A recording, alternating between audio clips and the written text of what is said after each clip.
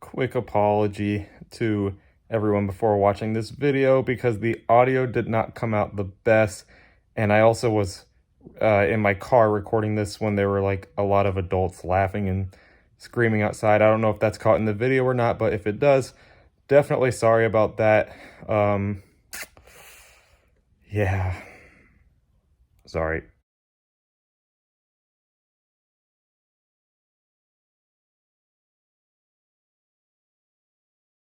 What's up, Dolphin fans? I decided to make a little video still recapping the 2020 season here in mid-January, but we're going to do it anyway.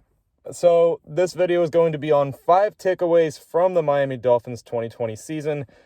Most of these things are pretty straightforward, but I felt like it just was overall the most important things to take away from this season. So, number 5 here, by the way, it's going from 5 to 1, but it's not actually like some like countdown or like ranking or whatever.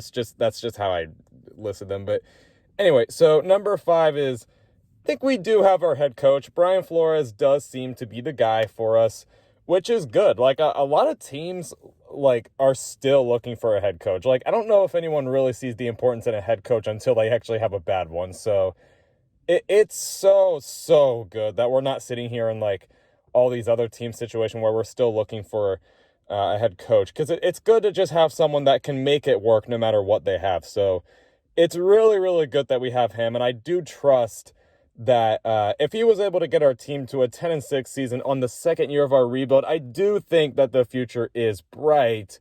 However, it has to go a lot further than just head coach, which we'll get to that in just a second here.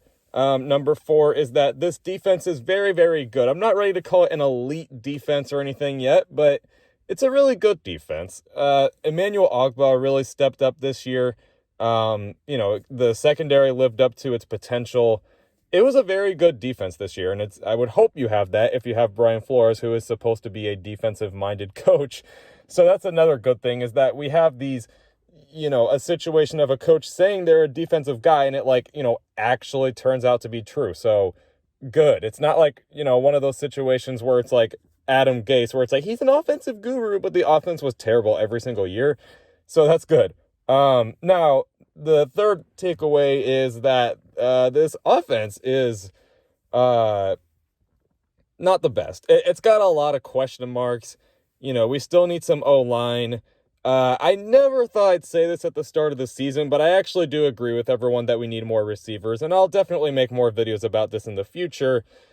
But yeah, definitely some question marks on offense. We don't even have an offensive coordinator right now. At least it's not Chan Gailey anymore. But yeah, just a lot of questions. And number 4, probably the biggest question, is Tua the guy? Because he didn't have a bad rookie season.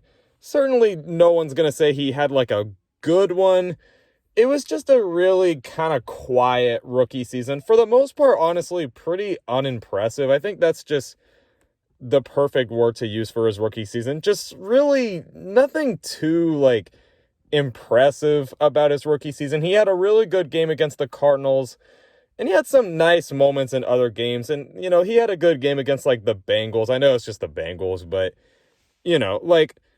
had some nice moments. But, now we're sitting here wondering if we're maybe going to trade for Deshaun Watson. So, we came away from the 2020 season hoping that we would see potential in Tua, but instead it seems like we kind of just have a lot of questions. So we'll have to just see what happens there.